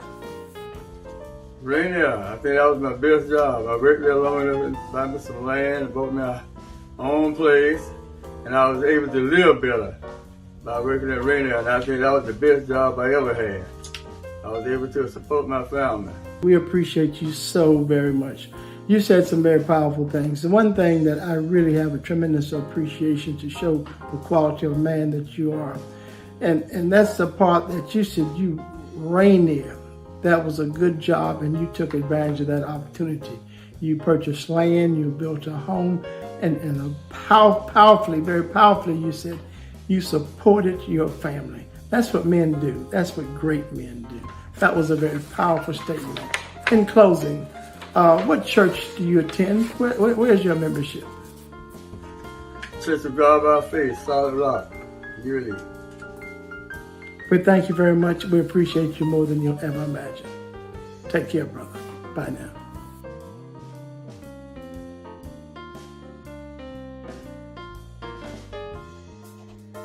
It's not who, but what. Here's what you are. Strive to be the best you can be in whatever you have. Strive to do your best in whatever you do. Strive your best. If you do the best you can do, everything you can do, you can expect the best. Don't expect that you're gonna lean on someone. You be your best in you learn all you can learn. Go beyond the duty of learning. Go beyond everything. Try to help everyone along the way like you go. Don't look up to no one. Look up to those who be looked up to, but look down on no man. Love everybody. Treat everybody nice. If you treat everybody nice, you'll end up being treated nice. But don't have no big eyes in the use of your life. Try to help everyone you can along the way. And the more you help others, you cast your bread on the waters, you'll float right back to you. No matter what you do. If someone says something bad about you, say something good about them. Never down anyone. Always say something good about that person. If somebody come to you talking them down, so look, there's got to be some good in that person. So never talk down on anyone, someone else. Now listen to them. Don't talk down on anyone, and you'll make it. Because if you cast your bread on the waters, it's going to come back to you in many, many different ways. This happened to me. Sometimes things so good to me, I have to cry sometimes. I say, Lord, why are you so good to me? Everybody treat me so nice. Like I tell them in church, I say, church, if you treat everybody like you treat me, this would be a better world. You would be enjoy coming to church, because I think everybody loves you. This is what we should feel about it. Love everybody. Love everybody. Treat everybody nice. Don't look for color. Look for the individual. Don't look for color or creed. And you'll make it in life. But put God first in everything you do. Put God first.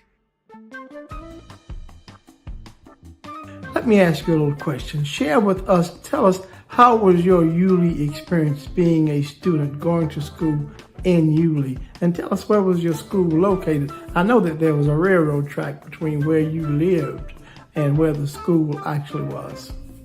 I was in Yulee, Florida, approximately 1.5 miles west of Highway 17 and off Highway 200 going to Callahan.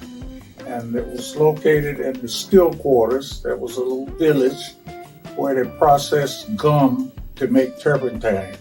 And then we were back in the woods there. What was your school building like? Tell us about the inside of the building and the exterior of the building. Yes, it was made a wooden building. It was approximately 40 feet long, I would say, and about 20 feet wide. That was for our class from first grade through 7th grade. With naturally the desk for the kids to sit in, or for us to sit in.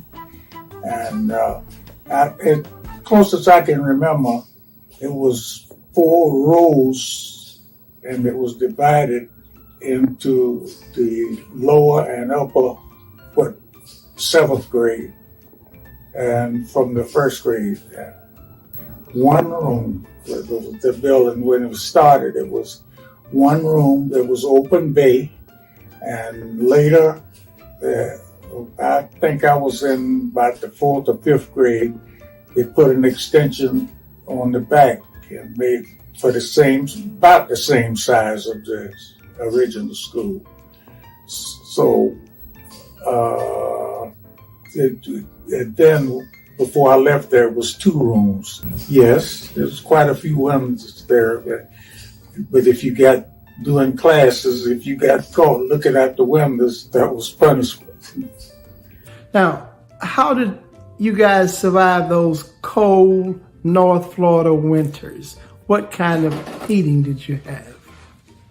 Wood. I think the county would furnish us wood to put in the wood heater to heat the buildings. What was a typical school day like at the school that you attended? You know, from the time that you started the day to include your lunch and your recess, your play, that kind of thing. What was a typical day like?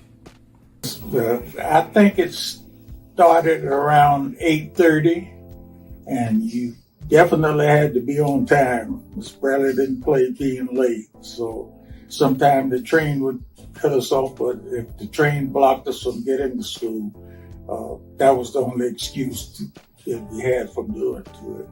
Yes, we had lunch break. I don't think it was an hour though. I can remember we could eat and then we had time to go outside in the school not far from the still quarters. We would go out where they had drums. We would go beat drums and dance for during our recess times.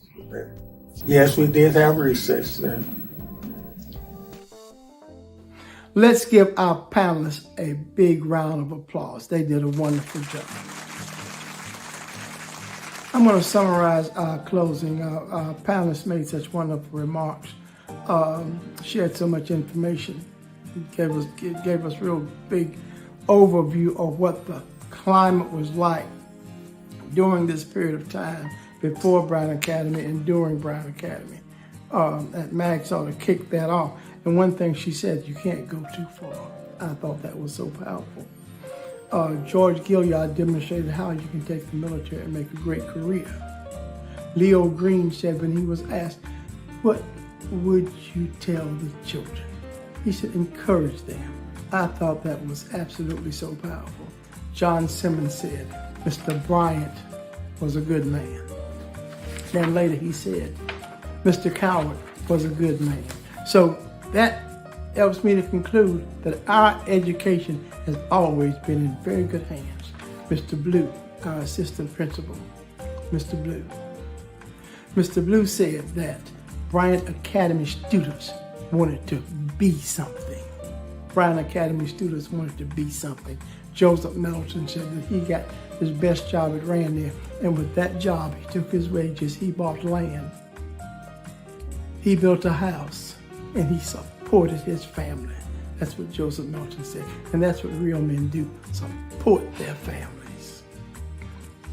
Ida West Green gave us the charge, the code that she has been sharing with her son, with her sons-in-laws, and her grandsons, and all. And now we can share it. Now we've got the code. What she said, what Ida said, be aware. Ida said, take nothing for granted. Ida said, put your trust in the Lord. With that, it's been real, and I'm going to bid you farewell. We're going to do this again, hopefully next year. And I will tell you this, education is the key. Just like wealth, you never get too old to spread it around.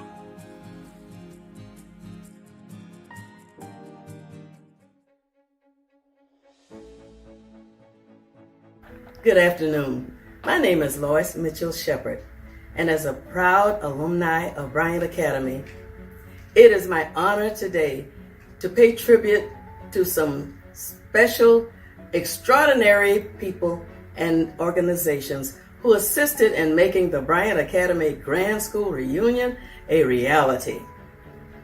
To Elder Harry Johnson, pastor of the Solid Rock Church of God by Faith in Yulee. To Reverend Johnny Green, pastor of the St. James Baptist Church in Sand Hill, Evergreen, Florida. To Mr. Thomas A. Blue, Jr., former faculty member at Bryant Academy, and Miss Adrienne Burke. We honor you today for your dedication to the Bryant Academy legacy with our thanks, BA Alumni and Friends 2021. Please accept these awards as a token of our appreciation from the alumni, family, friends, and supporters of Dear Ole Bryant Academy and its principal, Mr. James Benjamin Bryant. Well, congratulations to the Bryant Academy legacy. And on behalf of myself, Pastor Harry J. Johnson, and my lovely wife, First Lady Nancy H. Johnson, on behalf of the Solid Rock Church of God by Faith family and its board of directors and family membership. This is such a great honor, and to the respect to the BAA alumni and friends, it is an honor to be honored and to be recognized for your dedication and service to the Bryant Academy legacy. I have been pastoring in the area, Yulee, for 40 plus years. And from the early onset of this first African American public school, an opportunity in those days, I understand the very first and only public educational system for African American kids and children, and all that I have heard has been such a legacy to continue on. And I want to say on behalf and to the Board of Directors and Trustee Board members of the Bryant Academy legacy, may the Lord's richest blessings be upon you. And we pray that this legacy will continue on, passed on to the next generation, of the importance of continuing and the furthering of education. Again, thank you so much to the Board of Directors and Board of Trustees for this recognition of dedication and service. What a beautiful plaque, and I just wanted to say we're certainly proud as the senior pastor of the family and this beautiful plaque to be given on behalf of the legacy of the Bryant Academy. May God's richest blessings be yours forever and ever. Thank you so much. To God be the glory for all the things He has done. Good afternoon, Bryant Academy Alumni Association.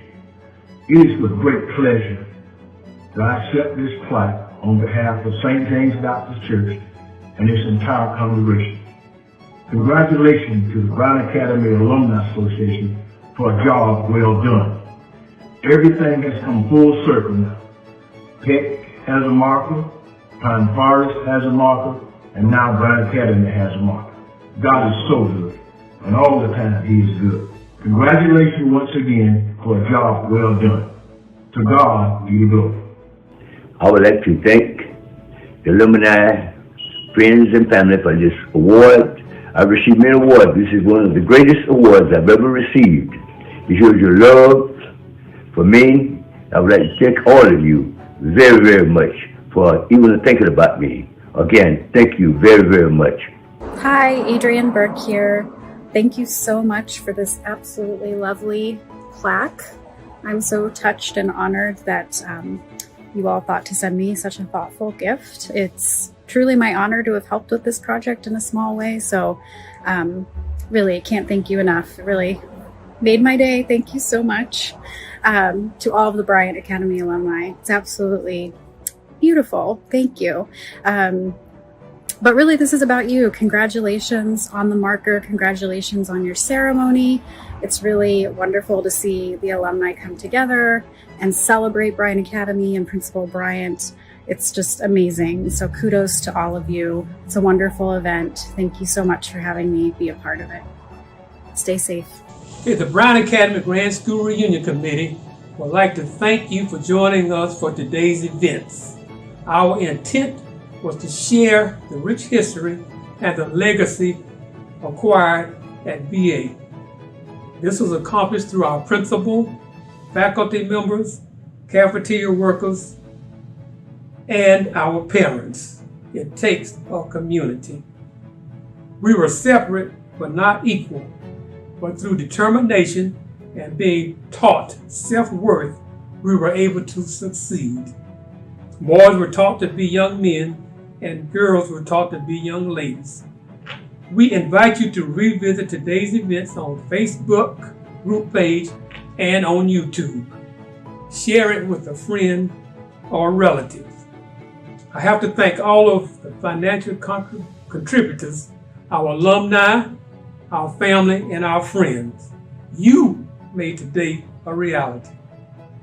We're asking your continued financial support. Our scholarship awards will be an annual event.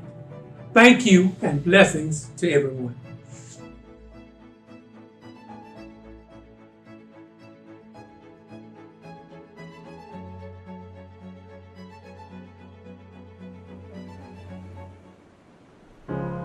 You're broken down and tired of living life on the merry-go-round, and you can't find a fighter, but I see it in you, so we gon' walk it out. Move mountains, we gon' walk it out and move mountains. And I'll rise like the day. I'll rise up, I'll rise unafraid. I'll rise up, and I'll do it 1,000 times again. And I'll rise up, I'll like the waves. I'll rise up, in spite of the ache. I'll rise up, and I'll do it 1,000 times again.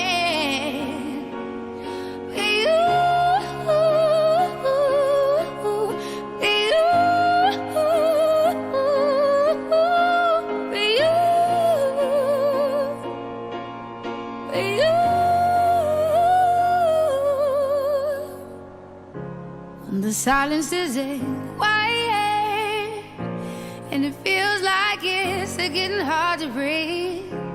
And I know you feel like dying, but I promise we'll take the world to its feet. Move mountains, bring it to its feet. Move mountains. And I'll rise up, I'll rise like the day. I'll rise up, I'll rise unafraid. I'll rise up, and I'll do it 1,000 times again.